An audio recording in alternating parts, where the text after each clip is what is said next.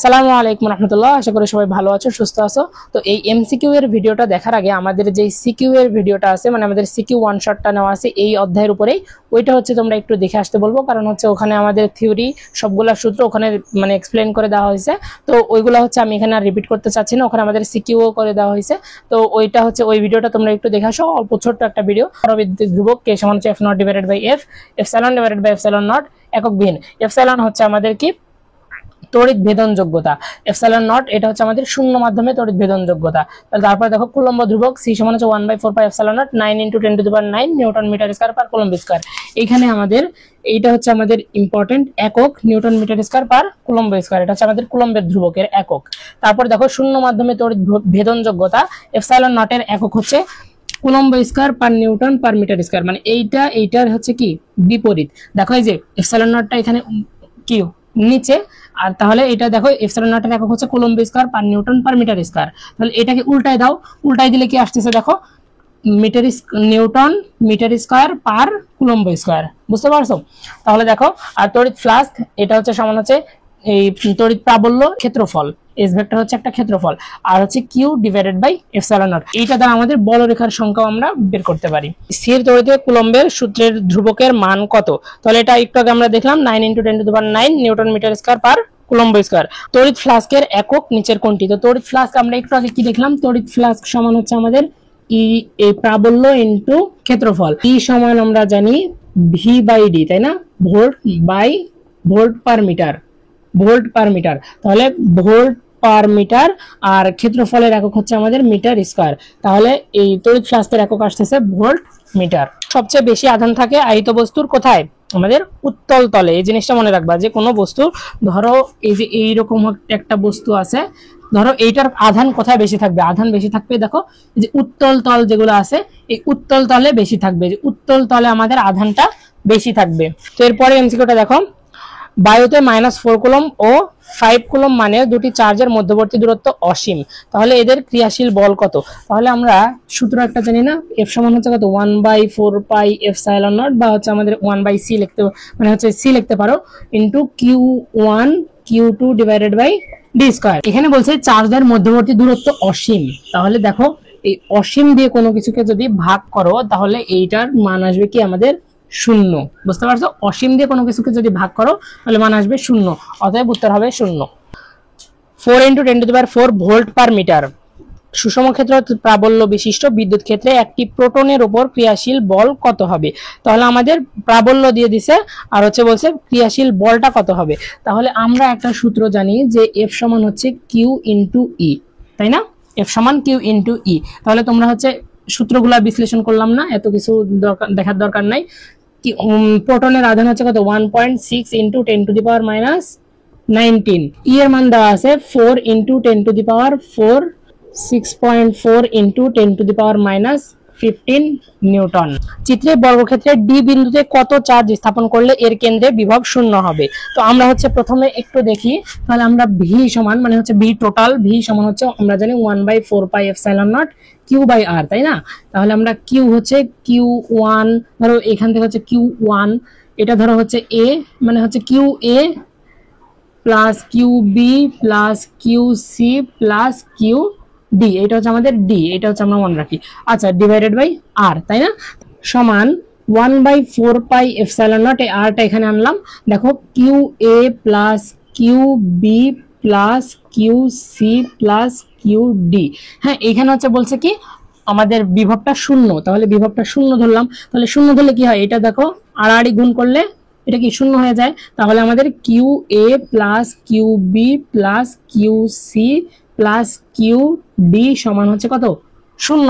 তাহলে দেখো কিউ এ হচ্ছে আমাদের কত, তাহলে হচ্ছে +10, তারপর হচ্ছে কিউ বি হচ্ছে আমাদের +15 -12 প্লাস কিউ ডি সমান হচ্ছে শূন্য।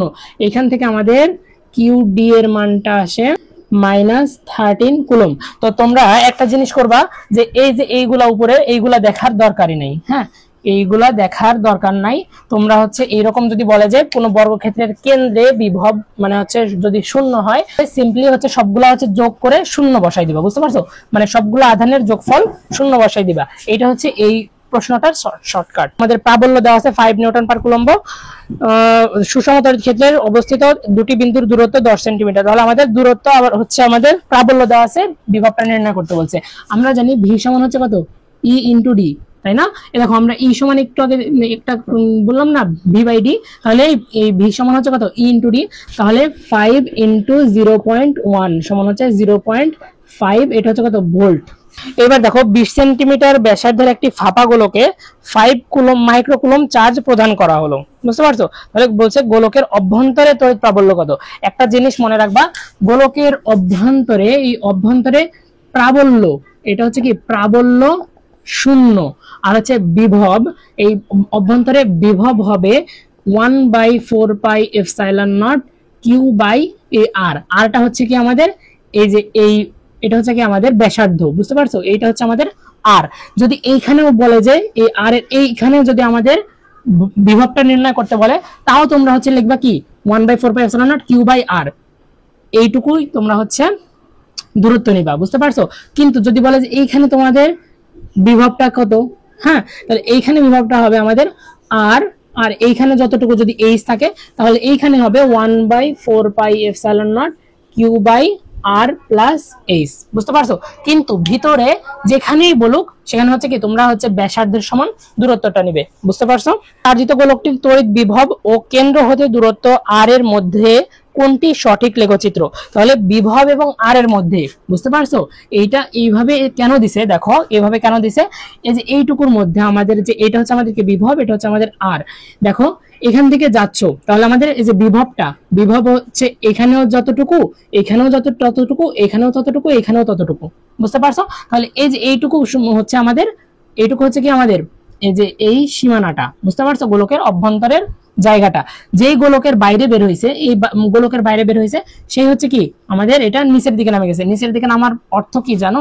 ভি সমান হচ্ছে আমরা জানি 1/4 pi epsilon naught Q by r. তাহলে ভি সমানুপাতিক কি 1/r না? তাহলে এই ভি সমানুপাতিক 1/r হিসেবে, ভি সমানুপাতিক কি 1/r হিসেবে এই যে এরকম দিছে। আমরা হচ্ছে দেখছিলাম কি পি ভি সমান হচ্ছে কত, কে না? তাহলে পি সমানুপাতিক, সরি, পি সমানুপাতিক কত 1/v ছিল, তাই না? তাহলে আমরা পি ভি এর লেখচিত্রটা কেমন ছিল, আমাদের পি ভি এর লেখচিত্রটা এরকম ছিল না?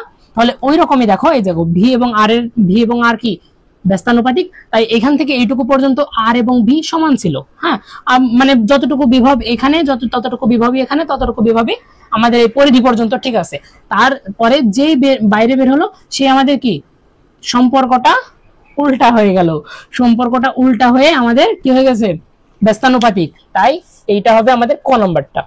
এটা দেখলে হয়তো তোমাদের সবগুলো ক্লিয়ার হয়ে যাবে। এ বিন্দুর বিভব কত? এই বিন্দুটা দেখো আছে কোথায়, 3 সেন্টিমিটার দূরত্বে, হ্যাঁ, কিন্তু আমাদের ব্যাসার্ধটা আছে কত, 4 সেন্টিমিটার। তাহলে এটা হচ্ছে কি ভিতরে একটা জায়গা, কিন্তু এখানে বলছে বিভবটা নির্ণয় করতে। তো তোমাদের এখানে দেখো আমরা ভি সমান হচ্ছে আমরা জানি 1/4 পাই এপসাইলন মানে হচ্ছে 9 × 10⁹ কিউ বাই আর। কিউ হচ্ছে আমাদের কত, 2 × 10⁻⁻10 দেওয়া আছে। এবারে আর বসানোর জায়গায় আমরা কি এ বিন্দুর অবস্থানটা বসাবো, মানে 0.03 বসাবো? না, অবশ্যই না, আমরা ওখানে বসাবো আমাদের ব্যাসার্ধটা। এইটাই তোমাকে এতক্ষণ বোঝাচ্ছিলাম আমি। তারপর দেখো এই ভি হচ্ছে ভোল্ট আসতেছে আমাদের 45 ভোল্ট। এ বিন্দুর তড়িৎ প্রাবল্যের তুলনায় বি বিন্দুর তড়িৎ প্রাবল্য কত গুণ? এ বিন্দুটা আছে কোথায়, আমাদের তড়িৎ প্রাবল্যটা আছে গোলকের ভিতরে, তাহলে সেখানে তড়িৎ প্রাবল্য 0, তাহলে ই এ হচ্ছে আমাদের 0, কিন্তু বলছে বি বিন্দুর তড়িৎ প্রাবল্যটা নির্ণয় করতে। দেখো ই বিন্দু, এ বিন্দুর তুলনায় বি বিন্দুর তড়িৎ প্রাবল্য, ই এ হচ্ছে আমাদের কত, ই এ হচ্ছে আমাদের 0, তাহলে ই এ বিন্দুর তুলনায় আমাদের বি বিন্দুর তড়িৎ প্রাবল্য। তাহলে দেখো তড়িৎ প্রাবল্য এখানে সামথিং যাই হোক, হ্যাঁ, ধরো একটা গোল্লা আছে, একটা মান বের হয়েছে, ডিভাইডেড বাই ই এ সমান হচ্ছে কত, 0। তাহলে কোনো কিছু ডিভাইডেড বাই 0 সমান হচ্ছে কত, আমাদের অসীম, উল্টাট। সমবিভব তল ও তড়িৎ ক্ষেত্রের মধ্যবর্তী কোণ কত ডিগ্রি? কোনো একটা তল ধরো, একটা হচ্ছে সমবিভব তল, হ্যাঁ, এটা ধরো একটা সমবিভব তল, এখানে ধরো এটা হচ্ছে আমাদের কি বিভবটা সেম, সব জায়গায় বিভব আমাদের সেম। তাহলে তড়িৎ ক্ষেত্রটা হবে আমাদের এই যে ধরো এটা হচ্ছে আমাদের মানে হচ্ছে বিভব তল, এই তলের লম্ব বরাবর এটা হচ্ছে আমাদের এটা হচ্ছে আমাদের কি তড়িৎ ক্ষেত্রটা এইভাবে থাকবে। সমবিভব তলের যে কোনো দুটি বিন্দুর বিভব পার্থক্য, তাহলে এইখানেও ধরো বিভব পার্থক্য সেম, এইখানেও বিভব পার্থক্য কি সেম। তাহলে ধরো এখানে হচ্ছে 2 ভোল্ট, এখানে হচ্ছে 2 ভোল্ট, তাহলে বিভব পার্থক্যটা ডেল্টা ভি সমান হচ্ছে কত, 2 - 2 সমান হচ্ছে কত, শূন্য। তাহলে সমবিভব তলে বিভব পার্থক্য শূন্য। এবার আসে আমাদের আধানের কোয়ান্টায়নে।